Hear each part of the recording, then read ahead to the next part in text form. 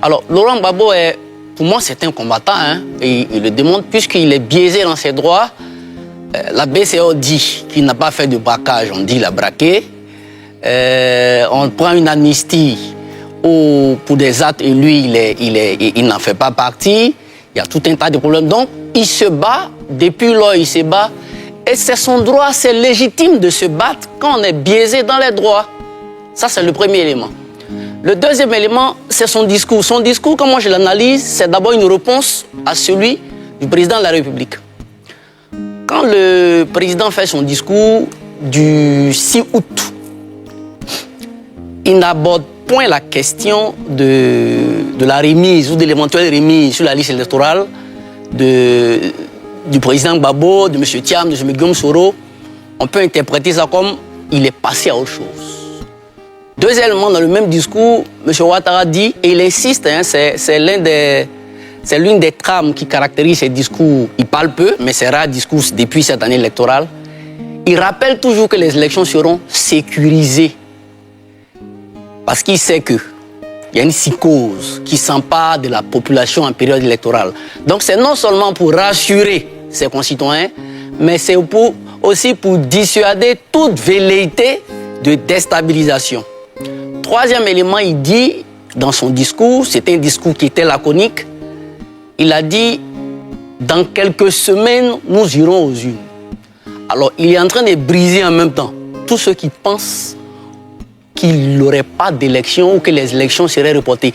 Alassane Ouattara leur dit il aura bel et bien élection. Alors, quand on prend le discours de Laurent Gbagbo vient dire non au 4e mandat. Il n'aura pas de 4e mandat. C'est une passe verbale qui est en train de se faire. Pourquoi ce n'est pas prudent pour la cohésion sociale? Tout à l'heure, avant qu'on ne passe à ce sujet, il y avait la question de crise qui était en suspens. Moi, je suis heureux parce que quand c'est une anecdote, mais qui a sa place. J'étais dans une ONG où on avait une fois besoin d'un conférencier sur la paix positive. Et c'est Atubanga qui est venu nous rendre ce service. Voilà. La paix, ce n'est pas l'absence de conflit armé. Hein. Ce n'est pas ça seulement qui est la paix. Il y a beaucoup de choses. On revient encore sur cette question de loi. Vous savez, en décembre 1994, lorsque le code électoral, les articles 49, 50 et 51 qui ont créé la polémique, ces articles ont été votés par le Parlement. Hein. Par le Parlement qui était à majorité PDCI. C'est la loi. Mais cette loi-là n'arrangeait pas l'opposant d'alors qui s'appelait Alassane Ouattara. Il a dit, ce code électoral m'empêche d'être candidat. Mais c'est la loi, mais tel qu'il était fait sur mesure, ça ne l'arrangeait pas. En 2000, ces 3 articles du code électoral sont transposés dans la Constitution en l'article 45. Alassane Ouattara, sachant très bien que ça ne l'arrangeait pas, a appelé avec le RDR ses militants à voter oui. Pour moi, cet article-là l'empêchait d'être candidat. Après, Ali Koulibaly a reconnu en 2009 que le RDR a commis une erreur. Pendant ce temps, ceux qui étaient au pouvoir ont dit mais c'est la loi, c'est la Constitution, c'est la loi. Il faut appliquer la loi.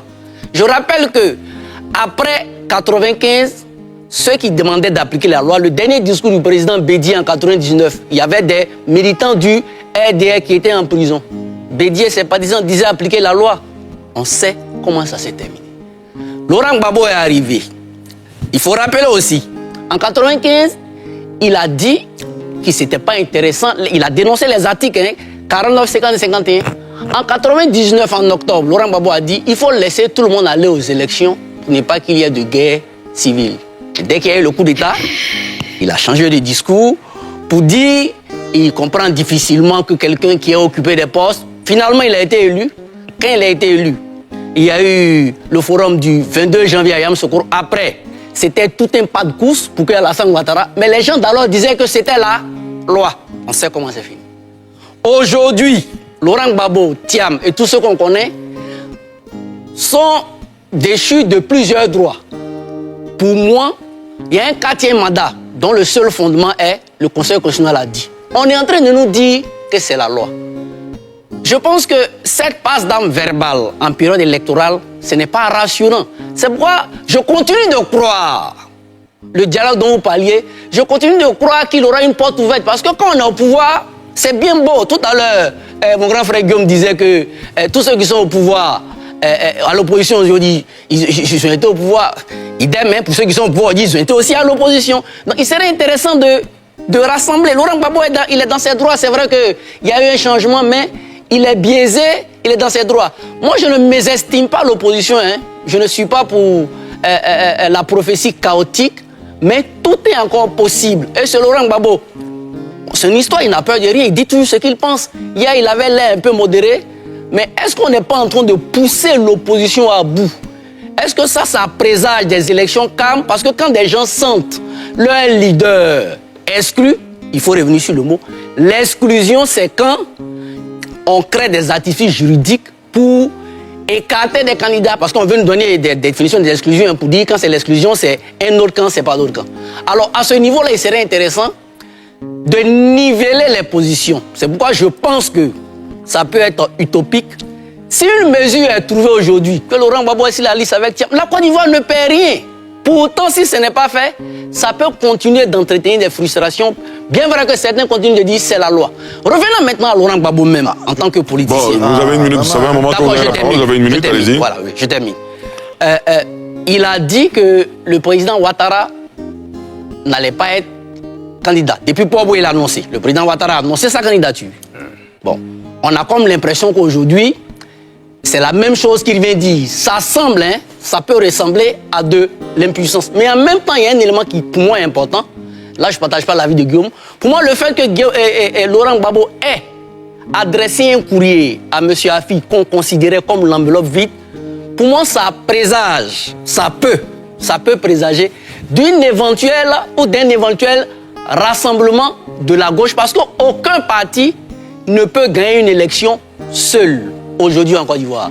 Laurent Gbagbo pourrait saisir cette opportunité, même s'il est biaisé dans ses droits, on ne sait jamais, il continue de lutter, mais continue de rassembler toute cette gauche-là, et je pense qu'il a donné le temps. Et pourquoi pas avec le PDCI, aujourd'hui, la chance que l'opposition a, c'est que tous ceux qui se sont mis en alliance avec le président Ouattara et le RDR s'en sont sortis quasiment frustrés. Et on le voit, hein, tous les militants du RDR, à chaque fois ils sont sur les plateaux, ils ne font que faire la cour au PDCI. Si le PDCI, le PPACI, GPST, tous ces partis-là, malgré tous ces obstacles qu'on est en train de leur poser, s'allient et décident de faire bloc, je pense qu'ils peuvent disposer de beaucoup de chances pour faire basculer les choses pendant une élection. Très bien.